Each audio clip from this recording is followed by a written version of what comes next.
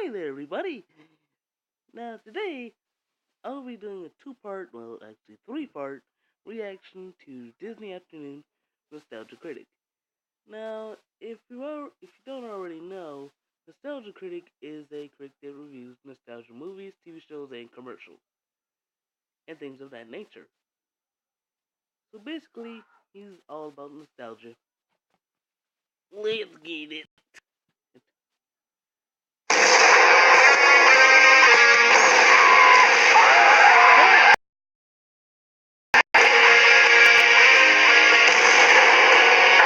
Oh, and by the way, Nostalgia Critic is a trademark of Channel Awesome.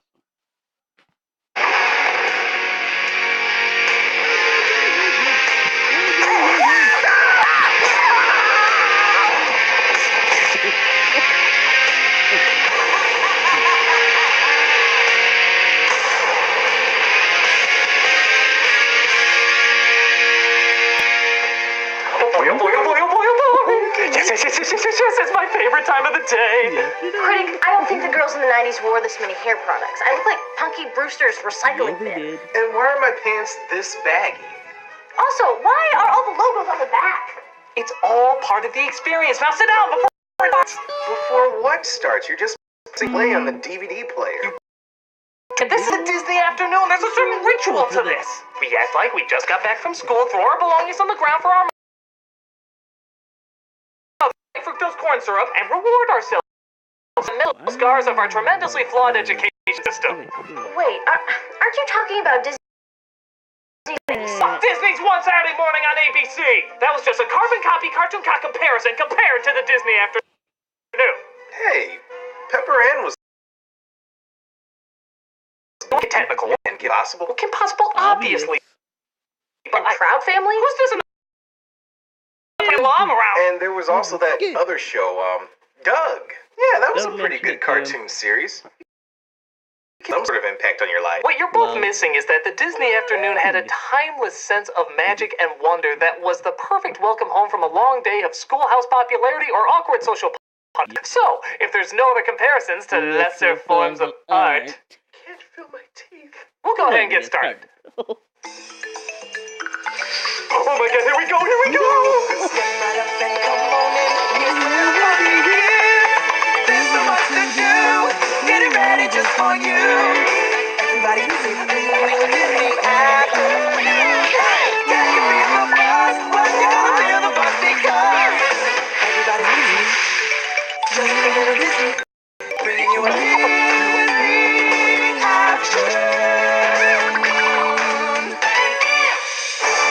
first time ever, from 1990 to 1997, Disney took some of its hit syndicated shows and ran them with all new material in a 2-hour block called the Disney Afternoon. Sure, there were some reruns and specials featuring the old classic Disney cartoons before then, but this was the first time Disney put a slew of new programming back to back in one glorious lineup. Most of it timeless, some of it not so much. But we'll get to that when we get to that. Let's look at Disney's first installment, Gummy Bears. Gummy Bears, bouncing here and there and everywhere.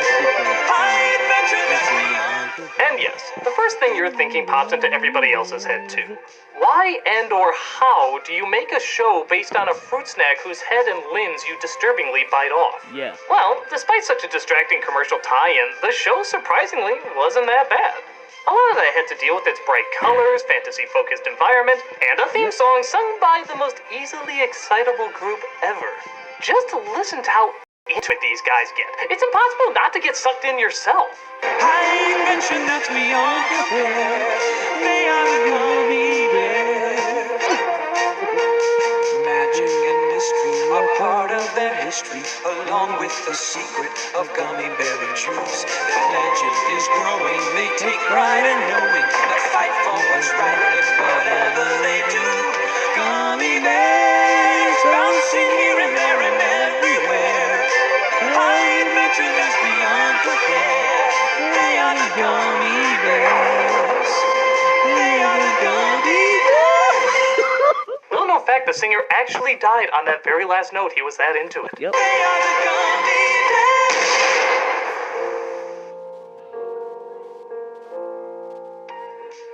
The show centers around a boy named Kevin. He lives in a kingdom trying to be conquered by a group of ogres led by the egotistical Duke. King Gregor's castle will be nothing but a big pile of gravel. Get moving! Time is money, or it would be if I were paying you. Truth be told, I always thought the Duke through most of my childhood was just Skeletor before he lost his flesh. In fact, maybe this all takes place in the same universe and Skeletor is just the Duke's ghost. Tomorrow! Alive! No, damn it! Now what flamboyant spectacle am I going to chase? Hello. Kevin stumbles across the group of enchanted cereal mascots and learns of their secret weapon that can defeat the Duke. A liquid that gives them super strength and jumping abilities called Gummy berry juice. Gummy berry juice. Gummy berry juice. You know, couldn't you come up with a better name for such a gigantic source of power? Wouldn't the Force lose a little bit of its magic if it was called something different? You must use the yummy Muffy Puffy. Right. So it's a constant battle between our lovable plush toys and the evil monsters and sorcerers that plague the land. The show had an innocence to it that made it silly but still pretty enjoyable. But maybe a lot of the show's intrigue came from the fact that it sounded like most of the bears ate your favorite cartoon characters. Like Garfield, He's more homesick than we are. Tigger, Oh no, of course not, Cubby. That's just a story. Natasha, Cruffy Gummy, you have the manners of a billy goat. Tony Curtis, Don't you tell me who I like and who I don't like. and of course, Nicolas Cage. This is the way the teddy bears have their picnic, bitch. Honestly, the show works so surprisingly well, I'm kind of wondering if Disney maybe should consider doing other shows based on bite-sized treats. Doritos, getting cheese crumbs on your goddamn clothes. They are the Doritos. They are the gummy bears. But that was only the first show in the lineup. Next was the always popular DT. Why don't you just say the title? Because I have literally, 24 years after its release, have just now gotten the theme song out of my head, and I don't want to risk putting it back in my head by possibly saying the title once more. You mean DuckTales? As many of you know, I've talked about this show several times in the past on both my Raiders of the Story arc and, of course, my top 11 catchiest themes. Should we call an ambulance? It's too late for him, so I won't waste too much time on this one. But we can talk a little bit about it.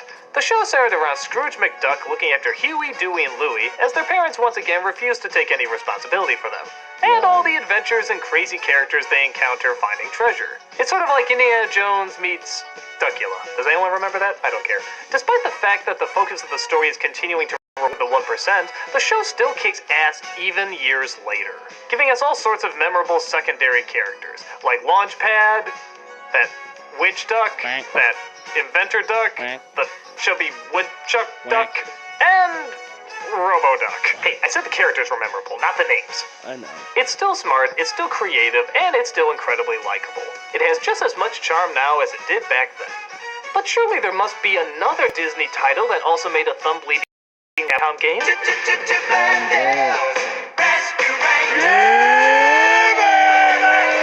Now we're talking. Chip and Dale's Rescue Rangers was the famous chipmunk duo forming a team to help and save anyone in danger. Think of them as an anti-Pinky and the Brain. You know Chip and Dale, of course, but on top of that there was Gadget, Zipper, and Monterey Jack. And while these characters were memorable and extremely likable, it did suddenly make me realize the traditional team formula that lingered over most kids' shows. For example, you have the inventor, you have the muscle, you have the leader, you have the goof-off, and of course, the little cute one that's just so darn adorable. But let's be fair, this is when that formula was just starting to be put into effect. And give the show credit for putting two popular characters on a team instead of just keeping it two people whose real voices sound like Babs Bunny and the crazy taxi guy fighting over the same woman. I gotta hand it to you, Gadget. You were right about Tom after all. I always believed in you. Most of their time was spent fighting off evil schemes, usually from the diabolical Fat Cat. Hello, my galvanized feline friend. And surprisingly, he has no political tie-ins despite the fact that his name is in fact Fat Cat. Though I guess he does look a touch like Christopher Christie. My $1 million dinner, gone down the drain! While we're on the subject, did you know that Chip and Dale were actually modeled after Indiana Jones and Magnum P.I.? God, wouldn't that have been a totally different show if it matched their personalities too? You stood up to be countered with the enemy of everything that the Grail stands for. Who gives a damn what you think? Hey, did you come here just to abuse me? The characters allow for a lot of inventive storylines and ideas. Like Gadget, being the rodent equivalent of MacGyver. I mean, good God, just look at Hicks. Gee, Gadget, didn't you bring me brakes on this thing? Don't be silly, Chip. Of course I did, but they fell off a few blocks back. Hey, Tamara, can you make a car out of a skateboard and a hairdryer? No, all I can do is a Chevy pickup truck sculpted out of rubber and ice. You're not also the craft! What? A lot of the characters lent their way to learning some good lessons too. Like always be yourself, have confidence in your work, don't join cults. I remember that episode, yeah. We're gonna skip to 1344. Tailspin. Your other noun. He is Darkwing Duck! Yeah, a funny superhero was really nothing new. Daffy Duck? Dressed in white? But part of what made Darkwing Duck so great was that majority of the time The Scarlet Pumpernickel. he wasn't doing it because he thought it was right. He did it for the exact opposite reason any superhero should. He did it for fame and fortune. Really think about that. We've seen a ton of egotistical, funny villains, but Disney has never really had a hero that was full of himself. Constantly looking for attention, and even sometimes endangering Maybe not, but Warner Brothers did. Don't give me a copyright. mission so that he can get all the glory. I had it all under control. Let me guess. You've come to hell. Everyone jumping on my fighting bandwagon. I'm not flying anywhere with Laughing Boy here. Yeah, we've had a side character here or there, but this is a main character, a main Disney character, the focus of good morals. And yet he constantly comes across as 100% egotistical in every single scene he's in. He even provides his own narrations out loud like a little kid. He had washed the city clean of crime like a damp mop. No, that's not very true. Do you ever write the scripts, Darkwing Duck? Wang? Medic? But maybe that's why we indulged him so much. It wasn't as much a nasty need for attention as much. Hold on, let's skip on over to this part. The boom and boom ba. Hakuna Matata. What a wonderful day.